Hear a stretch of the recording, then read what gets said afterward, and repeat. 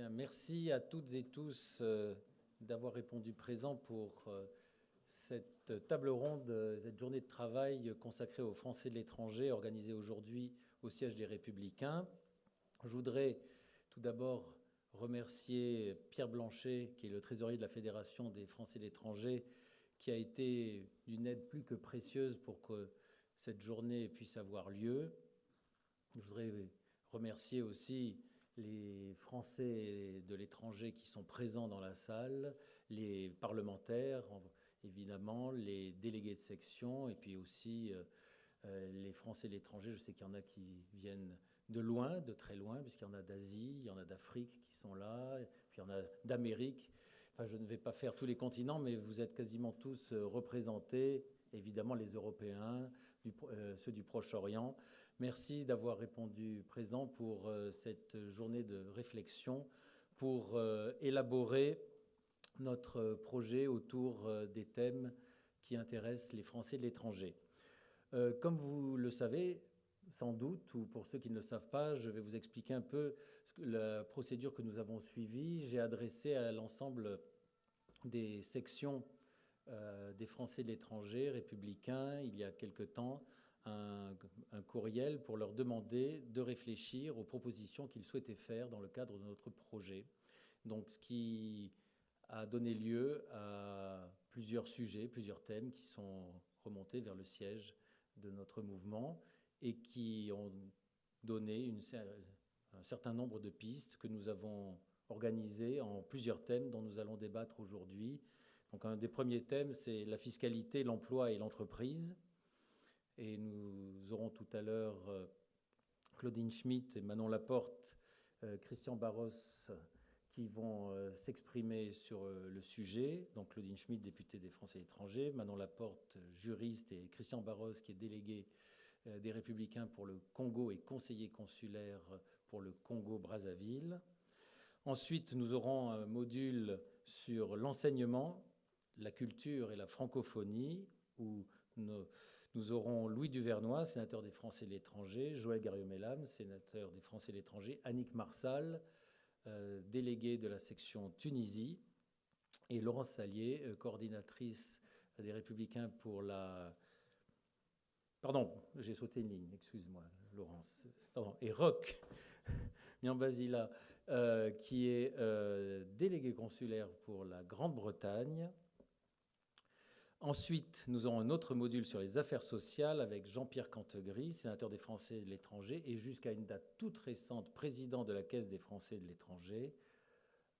Avram Benaïm, je crois qu'il n'est pas encore arrivé, qui est, lui, conseiller consulaire en Angola. Artus Gallier, qui est délégué de la section de Grande-Bretagne, et Laurence Sallier, cette fois-ci je ne me suis pas trompé, qui est coordinatrice des Républicains pour la 5e circonscription des Français établis hors de France. Et enfin, un module sur la représentation des Français de l'étranger, les affaires consulaires et la sécurité, avec Christiane Kamerman, sénateur des Français de l'étranger, Alain Marceau, député des Français de l'étranger, Ronan Legleux, conseiller consulaire et délégué de la section Allemagne, et votre serviteur. Et enfin, pour conclure nos échanges, le président des Républicains, Nicolas Sarkozy, viendra conclure nos réflexions. Voilà, ça c'est pour vous présenter un peu le programme de la journée. Maintenant, je vais passer la parole à Pierre Blanchet qui va vous expliquer plus en détail la méthodologie de cette journée sur les 4 modules que nous allons maintenant développer. Et sans tarder, je passe la parole à Pierre Blanchet. Bonjour à tous et merci d'être présents. Donc la méthodologie, rassurez-vous, ça n'a rien de très complexe. Les intervenants, en fait, en général, sont légitimes sur leur sujet et le connaissent. L'idée, c'est qu'on ait un échange entre la scène et la salle. Ce qu'on aimerait, c'est tirer des grandes lignes. La plupart d'entre vous, en fait, dans cette salle, ont contribué d'une façon ou d'une autre. Donc n'hésitez pas à intervenir, à dire si vous avez des précisions à apporter ou des détails ou encore si vous n'êtes pas d'accord, tout simplement. On essaie d'aller assez vite, donc c'est frustrant parce qu'en 30 minutes, traiter un sujet aussi complexe que les affaires sociales, c'est difficile. Mais l'objectif ici, c'est pas de de définir toutes les lignes, tous les paragraphes du programme, mais plus de comprendre où est-ce qu'on se positionne, nous, Français de l'étranger, en vue de l'élection présidentielle et en vue du programme qu'on aimerait que notre candidat porte pour 2017. Voilà.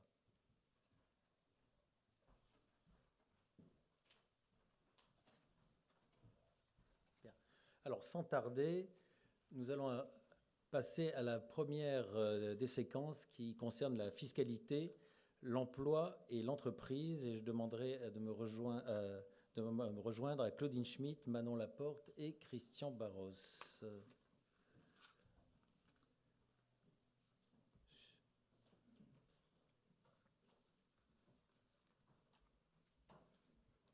Alors, et Pierre, si tu veux être en monsieur, je vais dire monsieur loyal, en tout cas.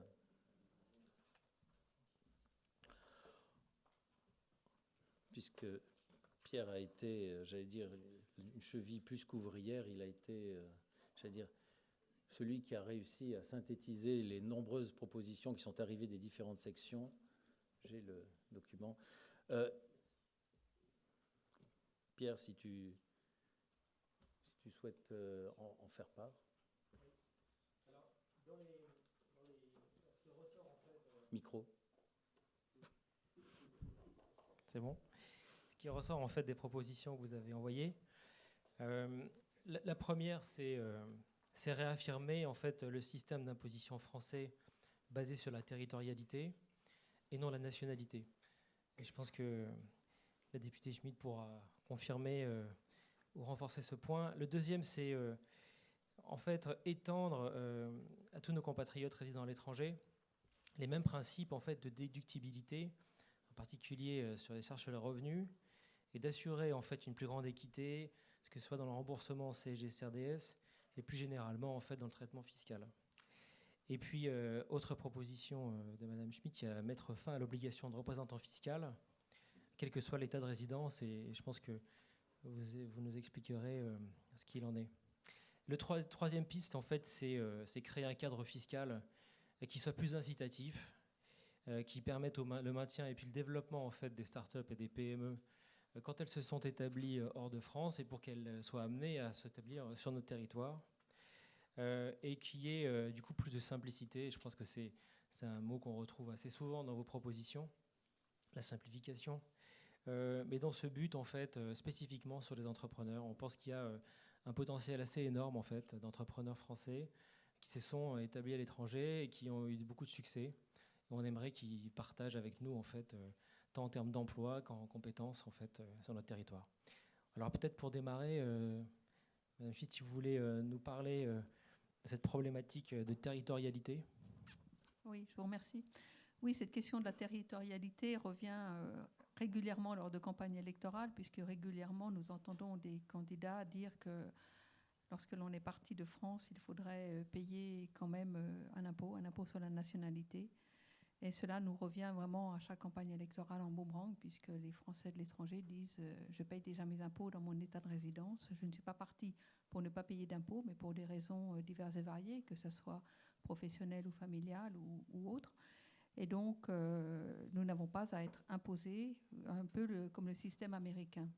Mais je serais quand même assez prudente sur le fait de dire qu'il ne doit pas y avoir d'impôt sur la territorialité, car les Français de l'étranger payent quand même leurs impôts, des impôts en France, notamment lorsqu'ils ont, certains sur le salaire, il y a les revenus fonciers. En fait, il y a quand même beaucoup d'impôts. Donc, il faudrait regarder, si vous faites des propositions, vraiment à la rédaction. Enfin, aucun Français de l'étranger ne vous en voudra de dire ils ne payent plus d'impôts fonciers. Hein.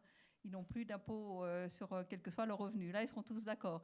Mais faites attention qu'après, il faudra quand même porter ce sujet. Donc, à la rédaction qu'on en fera. Mais je ne sais pas si dans un projet du parti, on peut mentionner « nous ne ferons pas l'impôt sur la nationalité ». Il faudrait plutôt dire ce que nous ferons. En tout cas, ce qu'il faudrait attirer l'attention, c'est que les candidats ne disent pas « nous allons faire un impôt sur la nationalité », car ça, c'est néfaste pour nous. Et nous l'avons vu quand il y avait la convention avec Andorre, où il était prévu que les Français résidant à Andorre soient quand même imposés sur leurs revenus par la France. C'était là qu'il y a 1 an ou 2 que vraiment toute cette problématique a à nouveau surgi. Donc il faut aussi faire attention que dans les conventions signé entre la France et un autre État, il n'y ait pas ce problème d'imposition, ce qu'on appelle sur la nationalité, le système américain. Non, simplement pour compléter ce que disait Claudine Schmitt, effectivement, les étrangers payent des impôts. D'abord, s'ils sont résidents donc fiscaux français, ils payent des revenus français, ils payent encore de la CSG, de la CRDS, et ils payent en général les droits de succession si le défunt décède en France. Donc il y a des règles de succession aussi à modifier dans l'avenir. Et effectivement, peut-être d'abord abolir la CSG et la CRDS parce que ça a été condamné par l'Union européenne, donc il faut qu'on légifère là-dessus. Et puisque un résident, un Français qui réside à l'étranger n'a aucune raison de payer des cotisations et contributions sociales alors qu'il ne bénéficie pas de la protection sociale en France. Donc la première chose à faire, ça serait effectivement de supprimer, de légiférer sur la CSG et CRDS, et puis éventuellement pour qu'ils puissent revenir en France. Alors je ne parle pas des capitaux rapatriés, des comptes ouverts à l'étranger qui sont régularisés, hein, je parle des gens vraiment qui vivent à l'étranger. Il faudrait des systèmes incitatifs, comme par exemple une flat tax, je ne sais pas ce que tu en penses, Claudine, ou un investissement PME qui donne droit à une garantie des crédits d'impôt importants pour qu'ils puissent revenir en France. Parce qu'effectivement, nous, ce qu'on veut, c'est que non seulement les sièges sociaux de sociétés reviennent, mais aussi que les grandes fortunes, ou même les retraités ou les professions libérales, reviennent en France. Merci. Est-ce qu'il y a des réactions en fait sur ce point principal? N'hésitez pas, hein, nous sommes entre nous. Allez-y.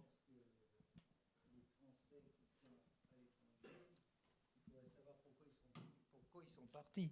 Ils sont partis, si je prends mon cas personnel, parce que la justice est tellement lente que quand vous avez une répartition du patrimoine suite à un divorce qui dure 10 ans, ce qui est mon cas, j'ai mangé toute ma trésorerie et si je suis parti, c'est parce que je ne pouvais plus payer l'impôt en France. Donc il devrait y avoir un arrangement dans ce genre de situation où le fisc donne au moins des délais pour payer, sans vous mettre 10% à chaque fois. Il a fallu que j'envoie des lettres recommandées à l'État pour l'année 2014 pour obtenir un délai de 2 mois. Et on m'a mis 10%. Donc j'étais obligé d'envoyer par un avocat une lettre recommandée pour qu'on me rembourse les 10%. C'est avec des méthodes qui ne sont pas du tout incitatives pour rentrer qu'on s'en va. On s'en va, pourquoi? Parce qu'on est maltraité.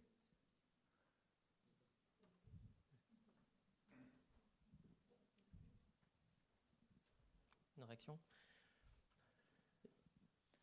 Ça, c'est un autre sujet. C'est un sujet qui nous est connu, sur lequel nous avons déjà travaillé, notamment aussi avec Manon Laporte, qui est le départ et l'exil des forces vives. Il y avait d'ailleurs eu un rapport à l'Assemblée nationale et un contre-rapport, car nous, républicains, n'acceptions pas le rapport qu'avaient fait nos collègues socialistes.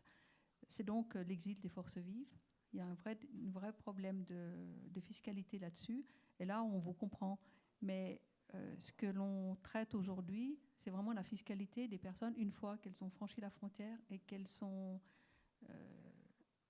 établies à l'étranger. Alors ce problème de la fiscalité, faudra le prendre en compte. Je crois qu'il avait été évoqué dans une autre table ronde sur le départ des Français, parce qu'il y a effectivement, comme dit monsieur, il y a une véritable question à traiter, ou peut-être qu'on pourra aussi la traiter avec la fiscalité des PME tout à l'heure. Tout à fait. Alors Claudine, j'ai une question, parce qu'il y avait un point technique que vous avez soulevé, c'était celui du représentant fiscal. Alors, je ne sais pas si vous voulez rentrer un peu plus dans le détail. Je crois qu'il y a une exemption en fait pour certains pays, pour les pays de l'Union. Je crois que si je ne me trompe pas, vous demandez à ce qu'elle soit étendue en fait à tous les États de résidence des personnes. Oui, car un Français doit demander des services. C'est une obligation de représentant fiscal lorsqu'il vit dans un pays hors de l'Union européenne ou un pays qui n'a pas signé de convention sur la fraude. La convention, attendez, excusez-moi, d'assistance administrative. Donc, en fait, ces personnes sont pénalisées puisque, de toute façon, souvent, c'est par l'intermédiaire du notaire que les impôts sont payés. Et ça leur coûte encore, le représentant fiscal, de mémoire, de l'ordre de 4 à 5% des sommes.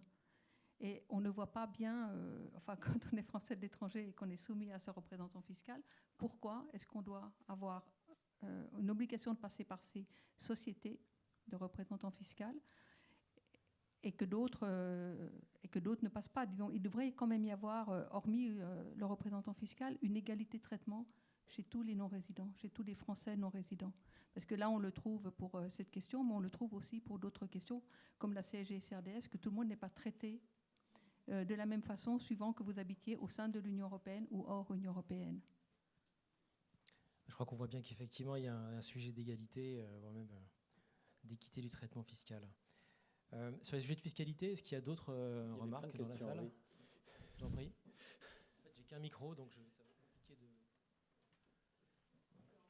On peut en laisser un dans la salle, il y en a un autre sur la table, Pierre. Merci beaucoup. Juste une demande de précision sur la CSG-CRDS. Il y a deux aspects en fait, qui posent problème. D'une part, concernant le remboursement, on avait constaté qu'il y avait une discrimination entre les Français et l'étranger, entre ceux qui faisaient partie de l'espace économique européen et qui, eux, pouvaient bénéficier du remboursement suite à l'arrêt de Becker du Conseil d'État qui fait suite à la décision de la Cour de justice de l'Union européenne. Donc, sous-entendu, ceux qui ne font pas partie de l'espace EEE ne sont pas remboursés.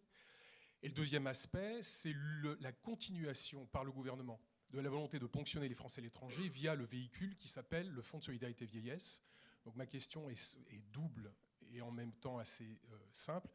Est-ce que l'on est bien tous sur la même longueur d'onde, à savoir que d'une part, on demande effectivement le remboursement du trop perçu, donc des 1,2 milliard d'euros depuis 2012 pour l'ensemble des Français et l'étranger, et deuxièmement, est-ce que l'on mette fin à l'utilisation du Fonds de solidarité vieillesse pour poursuivre la ponction CSG-CRDS sur les Français et l'étranger? Je vous remercie.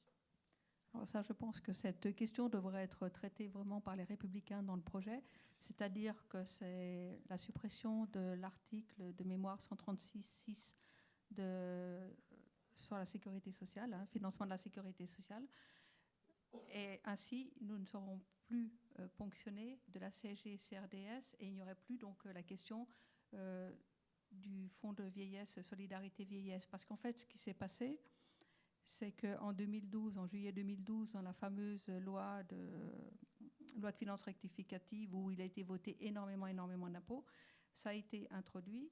Et puisqu'après, nous avons obtenu gain de cause et raison, le gouvernement rembourse, mais le gouvernement, j'ai eu toute une discussion avec M. Eckart, fait une lecture restrictive de l'arrêt de Reuters. Il dit on ne peut pas payer dans 2 États membres de l'Union européenne. Donc, les personnes qui payent dans 2 États membres de l'Union européenne sont remboursées et les autres, ils ne payent pas dans 2 États membres de l'Union européenne. Donc, en fait, il n'y a aucune raison qu'on les rembourse. On nous a dit 2 États membres de l'Union européenne. Donc, c'est une lecture restrictive. Et à partir de 2016, donc, la CSG a été fléchée, c'est technique, mais a été fléchée différemment, puisque maintenant, ce ne sera plus de la sécurité sociale.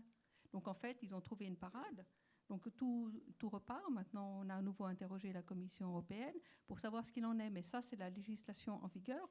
Et vraiment, il faudrait que les Républicains, dans leur projet, mettent que cet article de loi, le 136.6, soit abrogé. Et comme ça, on aura résolu, je veux dire, tous les problèmes. Maintenant, est-ce qu'avec ça, on serait remboursé des années 2012, 13 et 14, 15 je ne sais pas, là. Mais au moins, pour l'avenir, il n'en soit plus question, puisqu'effectivement, nous payons, on paye aussi en Australie, on paye aussi aux États-Unis et dans tout autre pays. Et là, les personnes payent des 2 côtés. Merci Claudine. Alors, je pense qu'il y a d'autres sujets. Alors n'hésitez pas à continuer à envoyer vos propositions. Claudine Schmitt a mentionné l'article en question.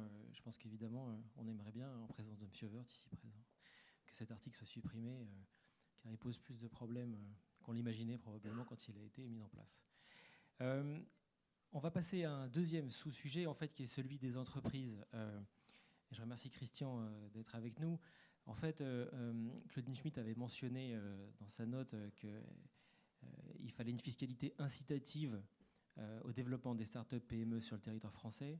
Ce qu'on remarque aussi, c'est que on a aussi intérêt à ce que les entrepreneurs qui ont réussi à l'étranger nous fassent bénéficier de leur dynamisme, montent des filiales ou des entreprises sur notre territoire. Et il y a plus généralement une problématique en fait, d'échange, que toi je pense que tu connais bien, entre finalement la France et puis ces entrepreneurs de l'étranger, et probablement des pistes pour améliorer notre efficacité. Merci, oui. Moi, je suis un entrepreneur qui habite le Congo. Ça fait 30 ans que j'y suis. J'ai passé 15 ans au Cameroun aussi, donc je connais bien l'Afrique. Donc j'ai une société qui m'appartient, qui est de droit congolais, mais actionnariat et management français, moi. Et donc, on essaie, bien sûr, de faire nos approvisionnements et nos achats en France. Et de promouvoir les produits français, notamment face aux produits chinois. La problématique que nous avons, c'est que, personne ne nous aide. Bon, le gouvernement, je n'en parle même pas. La COFAS, qui est un élément très important, c'est donc l'assureur. Ce sont des gens qui sont extrêmement mal organisés. Je vois, pour l'Afrique centrale, ils ont un bureau à Douala, au Cameroun, et on ne les voit jamais. Nous, on est à 800 km de Douala. Donc, bon, et en plus, si vous voulez, la COFAS, c'est le fournisseur français qui s'en saisit pour obtenir sur telle ou telle société des couvertures. Sauf que la COFAS ne nous connaît pas ou mal, donc on ne voit pas trop comment il nous évalue. Bon, ça c'est le deuxième point. Le troisième point, c'est qu'au Congo, si vous voulez, quand une marchandise française part du fournisseur français, elle arrive chez nous 3 mois après, à peu près, c'est une moyenne. Donc déjà, si vous avez 60 jours, si le fournisseur français vous accorde 60 jours, étant assuré par la COFAS, bien évidemment, vous vous rendez compte que la marchandise est déjà arrivée, que vous avez payé.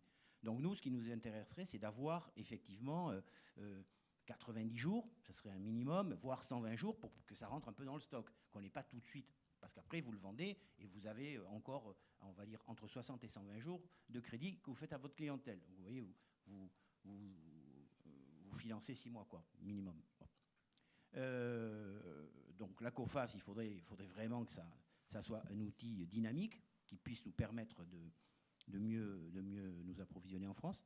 Bon, les banques françaises, le député Marceau le sait bien, nous coupe systématiquement les comptes. Moi, j'avais un compte, je le dis, au Crédit Lyonnais.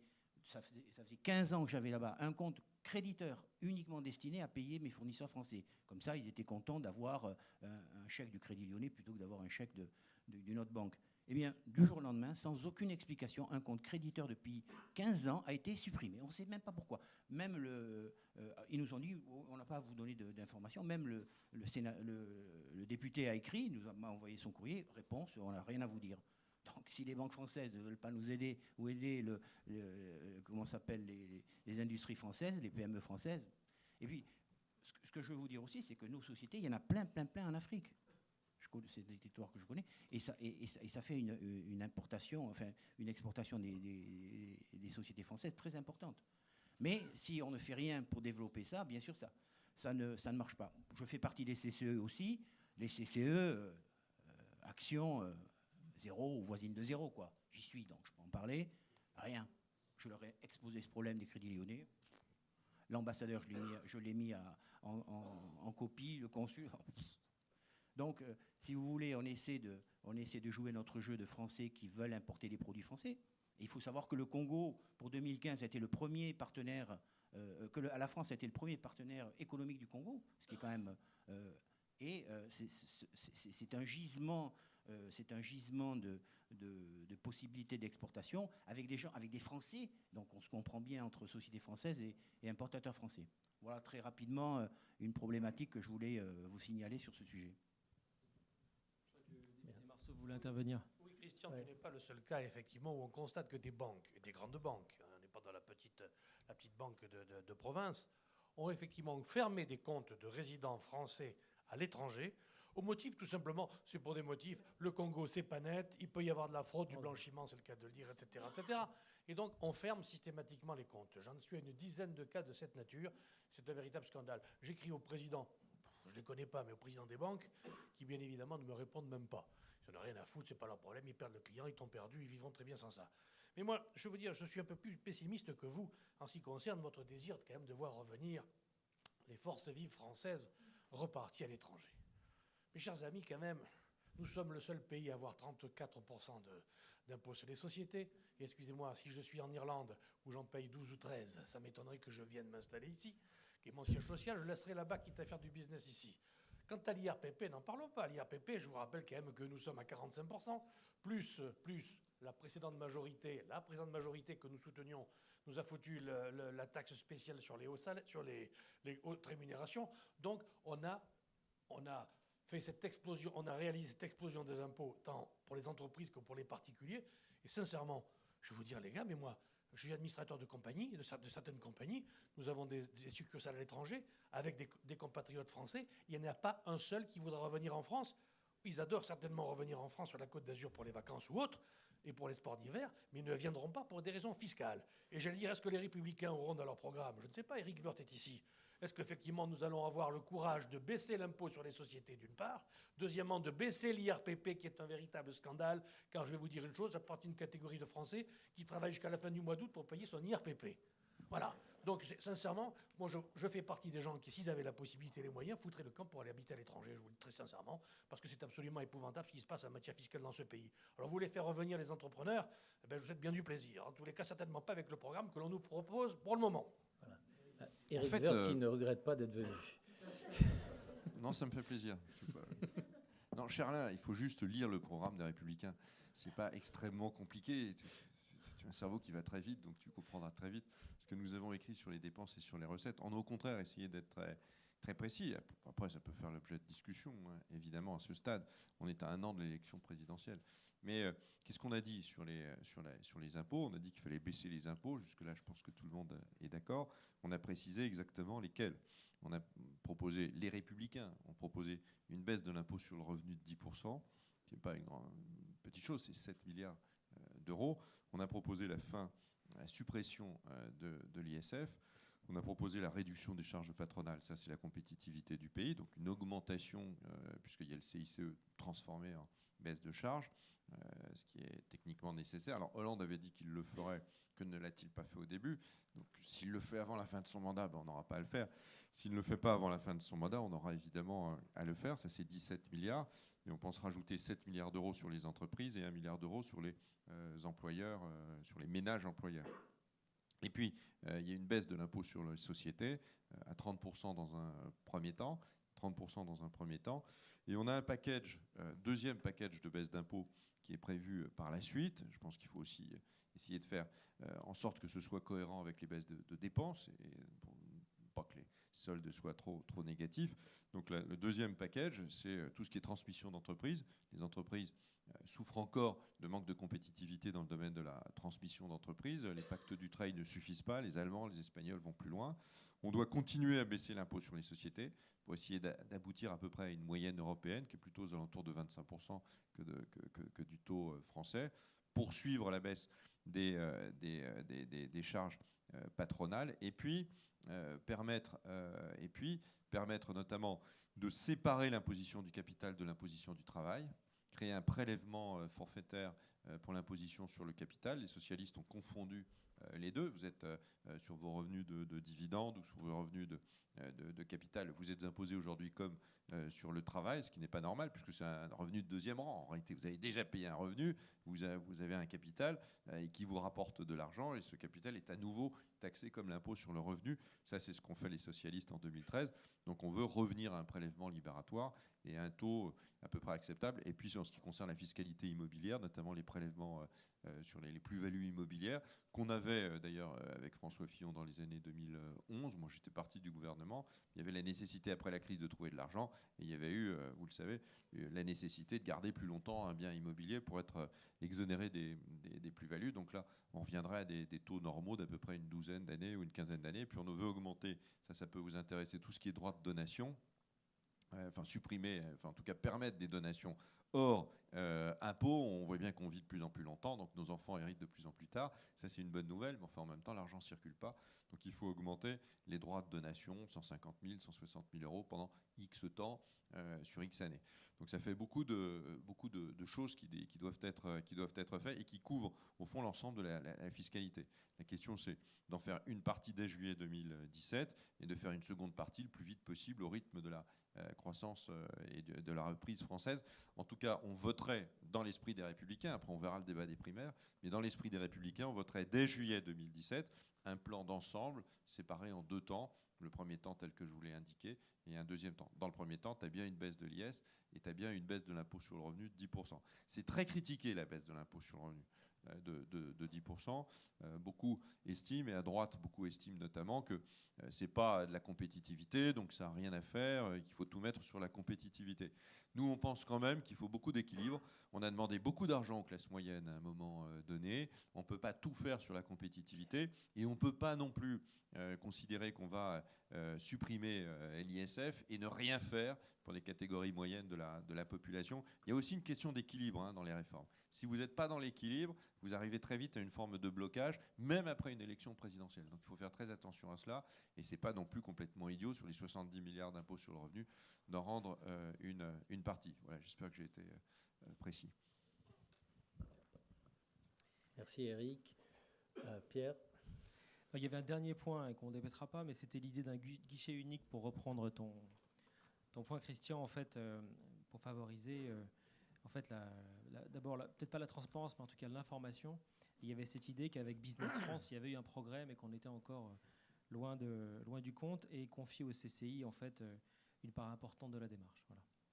Je crois qu'on est un peu coincé sur le timing. Donc, Oui, c'est à moi que revient le méchant rôle de tout au long de l'après-midi.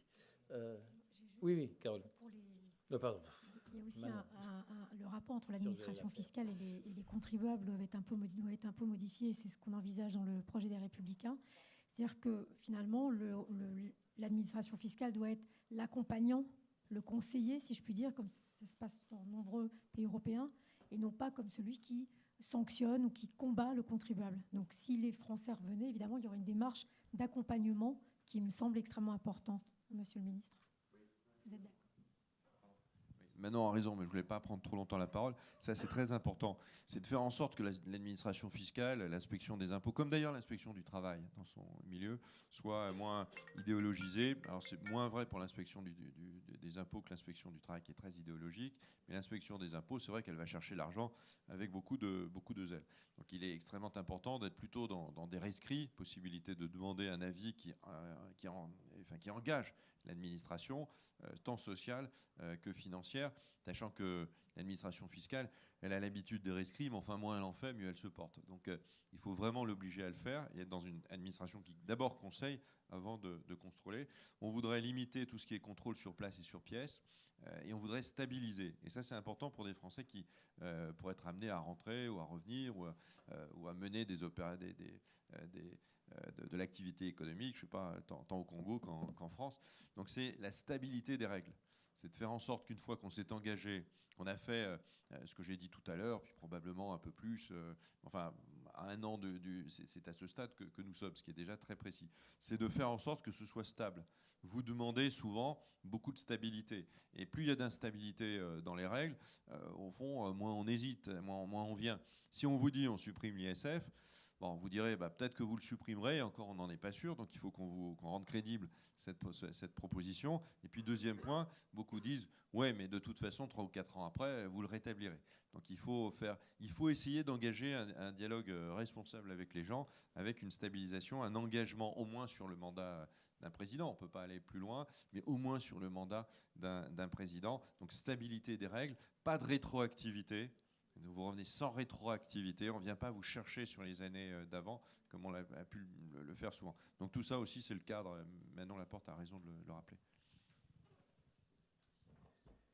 Bien, je crois que Jérémy Michel tu as 30 secondes. Non, généralement, on associe les Français de l'étranger à la fiscalité. Donc j'ose croire que ce n'est qu'un hasard qu'on ait commencé par ce sujet-là, parce que ce n'est pas le seul. Et c'était même pas par ordre alphabétique, mais c'est pour l'évacuer tout de suite. C'est pour évacuer tout de suite, et merci pour tout le travail que vous faites, Mme Spins, M. Woerth, M. Marceau. Mais il y a quelque chose qui me fait toujours mal aux oreilles, c'est pourquoi vouloir faire revenir les Français ici. Parce que moi, si c'est juste une question fiscale, j'habite en Belgique, 56% d'imposition sur le revenu. Je paierai moins d'impôts ici que je n'en paierai en Belgique. Donc pour moi, ce n'est pas l'un des sujets. Enfin, il faudra faire attention dans la communication, c'est de ne pas lier uniquement les Français de l'étranger à la question de la fiscalité. Et au contraire, plutôt ce qui a été dit sur Business France, les CCI, etc., plutôt encourager justement développer ces sociétés à l'étranger pour à la conquête du monde, quoi. Et c'est vraiment ce message-là. Et à la conquête du monde, il y a effectivement des questions de fiscalité. Mais le message, mais c'est juste parfois non, mais le message, je pense que pour nous ici, il est très clair, c'est que pour les entreprises, la fiscalité doit être incitative.